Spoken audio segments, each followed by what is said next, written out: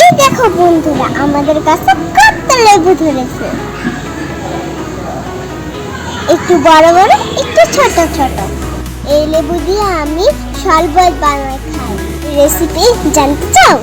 চলো আমার সাথে। এই দেখো বন্ধুরা, আমরা গাছের থেকে ছিঁড়ে নিব।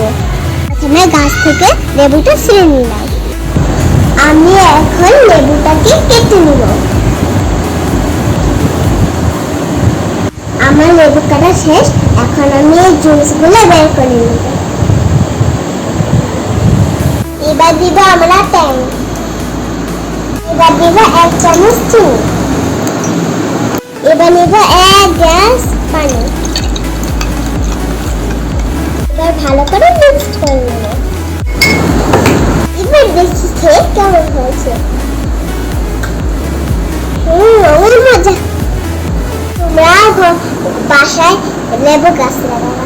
তোমরা আমার মতো প্রতিদিন লেবু শরবত খাবা। আমার রেসিপিটি যদি ভালো লাগে তাহলে একটা লাইক দিয়ে দিও। বাই।